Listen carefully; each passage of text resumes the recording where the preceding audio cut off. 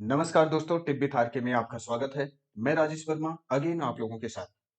दोस्तों, ऐसे टॉपिक पे मैं बात करने जा रहा हूं जहां पे कुछ इन्वेस्टमेंट की टिप्स के रिगार्डिंग हम लोग बात करने वाले हैं। दोस्तों, एसआईपी में आप अगर इन्वेस्टमेंट प्लान करते हैं, अपने फ्यूचर में प्लान करते हैं एसआईपी के थ्रू, तो आप दोस्तों इससे करोड़ का फंड क्रिएट कर सकते हैं। ठीक है, बात अभी अच्छी नहीं लग रही होगी, लेकिन अभी मैं प्रूफ करके बताऊंगा कि अगर आप 22-25 की एज से अगर इन्वेस्टमेंट प्लान करना शुरू कर देते हैं, तो एक एज पर एक स्टेज ऐसी आएगी जहां पे जाके आपका करोड़ का फंड क्रिएट रहेगा। तो दोस्तों, वही मैं आपको बताना चाहता हूं कि अगर आप भी निवेश की योजना इन्वेस्टमेंट की को प्लान कर रहे हैं, तो आपके लिए एसआईपी बेहतर विकल्प हो सकता है।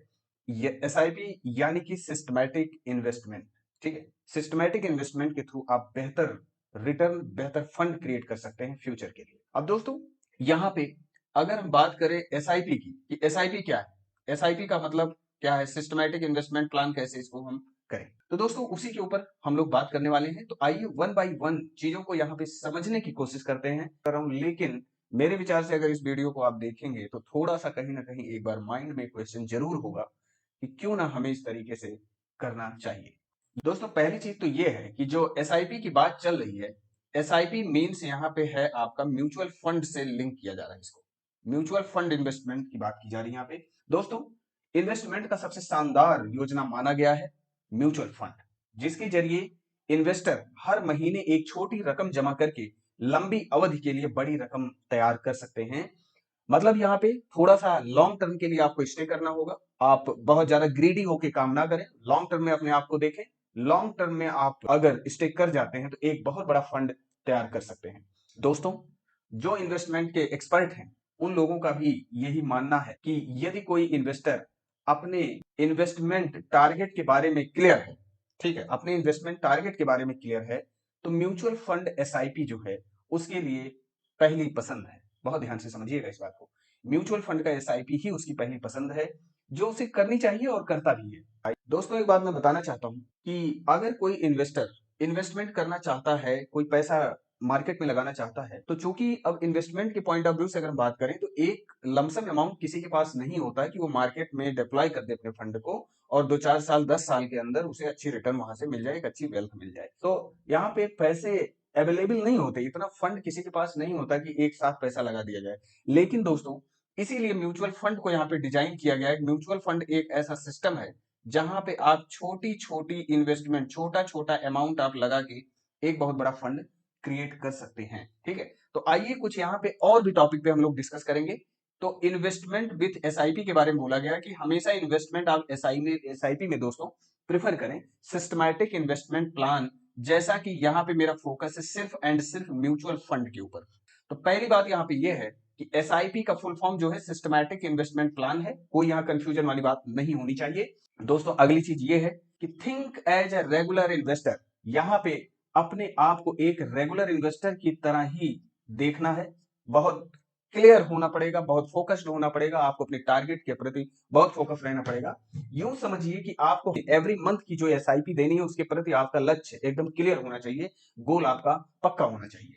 ठीक है, आपका एसआईपी एवरी मंथ एक गैप पर एक पर्टिकुलर डेट को इन्वेस्ट हो जाना चाहिए मार्केट में, जिस भी पोर्टफोलियो में, जिस भी म्यूचुअल फंड में आप पैसा लगा रहे हो। अगली चीज दोस्तों ये है, यहाँ पे थर्ड पॉइंट पे बात कर रहा हूं मैं, एसआईपी का मतलब क्या है। यहाँ पे सिर्फ आपको समझाने की कोशिश मैं कर रहा हूँ म्यूचुअल फंड एसआईपी के बारे में। अब यहाँ पे लोगों के लिए चैलेंज ये हो जाता है कि how to find a good product from the market, excellent product कैसे पाया जाए। तो दोस्तों, इसके बारे में भी मैं बताऊंगा, इसके बारे में भी वीडियो हम बनाएंगे और वहां पे बताने की मैं कोशिश भी करूंगा कि how to select great portfolio. ठीक है, यहाँ पे कैसे किसी पर्टिकुलर प्रोडक्ट को मार्केट से सिलेक्ट करके हम इन्वेस्ट करें।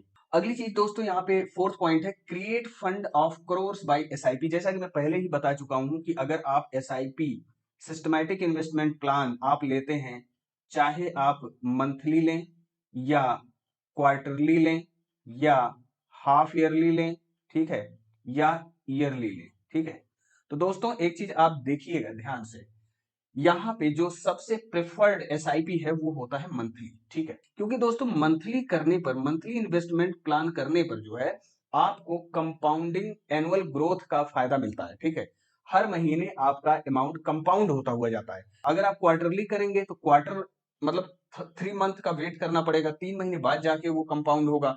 ठीक है, हाफ ईयरली में सोचिए 6 मंथ के बाद जाके कंपाउंड होगा। ईयरली में जो है वो आपका आफ्टर 1 ईयर ही जाके कंपाउंड होगा। लेकिन दोस्तों मंथली में क्या होगा, एवरी मंथ आपका अमाउंट कंपाउंड होता चला जाएगा एक पर्टिकुलर CAGR, जो उस प्रोडक्ट का बेहतर रिटर्न डिसाइड होगा। ठीक है, वो चीज।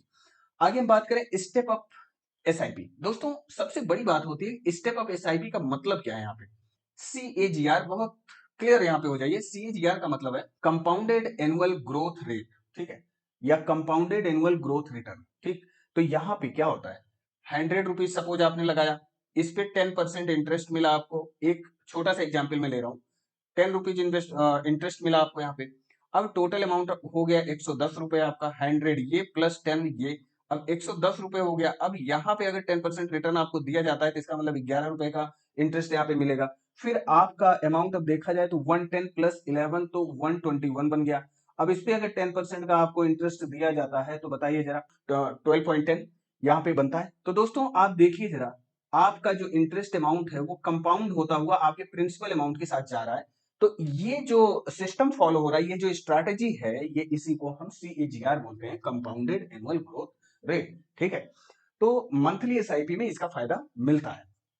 ठीक है, आगे अगर हम बात करें सिलेक्ट इक्विटी म्यूचुअल फंड, तो दोस्तों एक बात ध्यान रखना, अगर आप म्यूचुअल फंड को सिलेक्ट कर रहे हैं तो हमेशा इक्विटी म्यूचुअल फंड को आप सिलेक्ट करने की कोशिश करिए।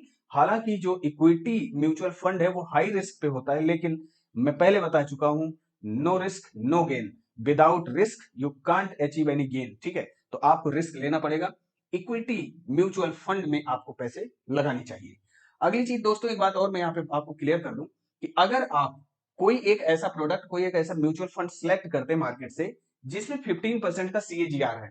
नॉर्मली क्या है, बहुत सारे म्यूचुअल फंड ऐसे हैं जो मार्केट में रन कर रहे हैं 15%, यूं कह लें 12 से लेकर 20 के बीच में या 25 के बीच में CAGR के बेसिस पर वो रन कर रहे हैं, जो रिटर्न अच्छा दे रहे हैं। तो मान लीजिए कि एग्जाम्पल मैं सेट करता हूं यहाँ पे, 15% CAGR के बेसिस पर अगर कोई प्रोडक्ट आप मार्केट से सिलेक्ट करते हैं और उसमें आप SIP 15,000 पर मंथ का देते हैं अप टू 25 ईयर, बहुत ध्यान से, अप टू 25 ईयर, तो आप क्या यहां पे बता सकते हैं कि आपका फंड आफ्टर 25 ईयर कितना हो सकता है? जरा कमेंट बॉक्स में कैलकुलेट करके बताइएगा। लेकिन for the sake of example मैं यहां पे बताता हूं, ये अमाउंट आपका बनता है 9 to 10 करोड़ के आसपास, 9 to 10 करोड़ के बीच में यहां पे आपका जाके फॉल करेगा। तो दोस्तों जो जो ये सिस्टम बताए जा रहे हैं, 15% कम से कम ऐसा प्रोडक्ट चुनिए जो कम से कम 15% के CAGR पर हो, और आप SIP अपने कन्वीनियंट के हिसाब से सिलेक्ट करिए कितना SIP आपको देना है। ऐसा नहीं कि बहुत ज्यादा पजल होकर, बहुत ज्यादा स्ट्रेस लेके आप SIP दे रहे हैं, कंफर्ट होकर SIP को अपने डिसाइड करिए और उसको थोड़ा सा लॉन्ग टर्म के लिए स्टे करिए मार्केट में, डेफिनेटली आपको इसका फायदा मिलेगा। एक चीज और है, म्यूचुअल फंड को सिलेक्ट करते समय कोशिश ये करिए कि इक्विटी बेस्ड म्यूचुअल फंड हो। ठीक है, इक्विटी बेस्ड म्यूचुअल फंड में इसका फायदा आपको मिलता है शेयर मार्केट के बेसिस पर, क्योंकि दोस्तों निफ्टी और सेंसेक्स इतने हाई लेवल पर चल रहे हैं, उसके बेसिस पर आपके म्यूचुअल फंड की यूनिट्स भी मल्टीप्लाई होते हुए चले जाते हैं और NAV नेट एसेट्स वैल्यू आपकी बढ़ती हुई चली जाती है म्यूचुअल फंड की। तो दोस्तों ये बड़ी छोटी बात है लेकिन बहुत बड़ी बात है, क्योंकि एक स्टेज अचीव करने के बाद लाइफ में बहुत सारे चैलेंजेस आ जाते हैं। उन चैलेंजेस को कैसे मीट किया जाए, अब कोई बंदा हो गया 50 साल का, 45 साल का, उसके माइंड में इतनी स्ट्रेस, बहुत ज्यादा स्ट्रेस रहेगा, फंड नहीं है, क्या किया जाए। तो दोस्तों अभी से क्यों ना इस चीज को प्लान किया जाए, अगर आप अर्ली स्टेज में हैं उसको प्लान करिए और फॉलो करिए इसको। Thank you very much for watching this video. उम्मीद करता हूँ ये वीडियो आपको अच्छी लगी होगी। Please subscribe the channel, like the video and share with your friends. Thank you very much for watching this video again.